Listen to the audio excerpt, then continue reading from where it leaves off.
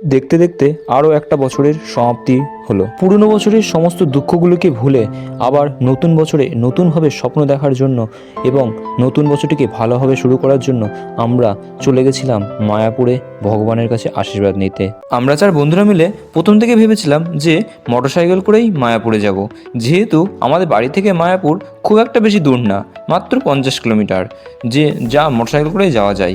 এই জন্যই আমরা 4 বন্ধুরা মিলে ঠিক করলাম যে গেলে আমরা মোটরসাইকেল করে যাব। আর আমরা মোটরসাইকেল করে খুব মজা করতে করতে গিয়েছিলাম। যেহেতু এটা শীতকাল ছিল তাই মোটরসাইকেলে যাওয়ার ব্যাপারটা আমাদের কাছে একটু ভয়েরও ছিল, কারণ খুব ঠান্ডায় আমাদের শরীরের হাত পা জমে যেত। তাই জন্য আমরা বেশ ভালো মতো শীতের পোশাকটা পরে গেছিলাম।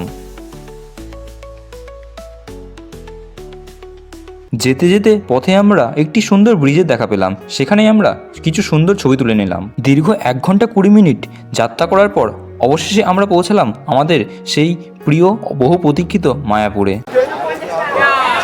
হ্যালো গাইস, আমরা এসেছি আজকে মায়াপুর ঘুরতে। তো দেখতে পাচ্ছি এখানে কত লোকজন চলে এসেছে, আর এখানে দেখা যাচ্ছে কত সুন্দর সুন্দর ফুল।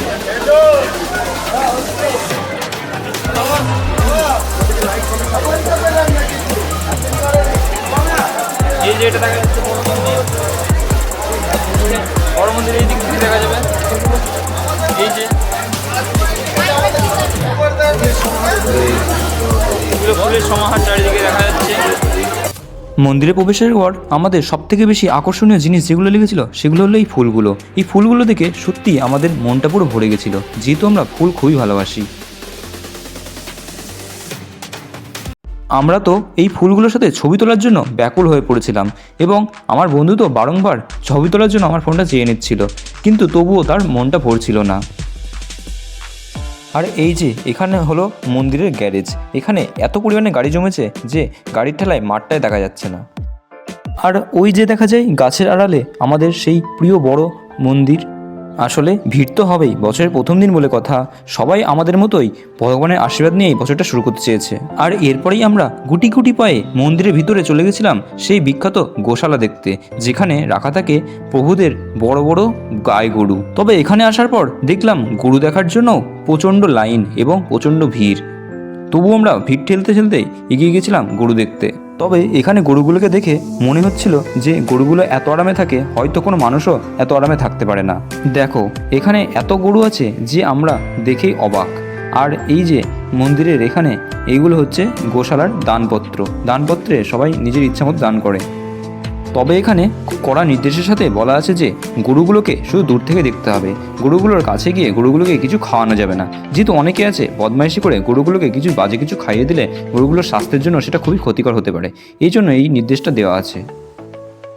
দেখো এখানকার গরুগুলোর মাথায় কত বড় বড় শিং। এই শিংয়ের খোঁচায় যদি কেউ খায় তবে সেখানেই কিন্তু সে মারা যাবে। আর এটা হলো গরুকে খাওয়ানোর জন্য বিচুলি গাদা। আর অনেক ঘোরাঘুরি করার পর আমরা ক্লান্ত হয়ে চলে আসলাম সেই মহাপ্রসাদ গ্রহণের জন্য, যার দাম ছিল মাত্র 50 টাকা। এরপর প্রসাদ গ্রহণ করার পর সন্ধে নামলো তখনই আমরা চলে আসলাম মন্দিরের পাশে সেই বিখ্যাত ঝর্ণাটি দেখার জন্য, যার জন্য আমরা অধীর আগ্রহে অপেক্ষা করছিলাম। আর এই দৃশ্যটি দেখার জন্য দেখো কত মানুষ সারিবদ্ধভাবে দাঁড়িয়ে দাঁড়িয়ে এই দৃশ্যটি দেখছে। তবে পাশে থাকা এই বড় মন্দিরটি কবে যে সম্পূর্ণরূপে তৈরি হবে জানি না।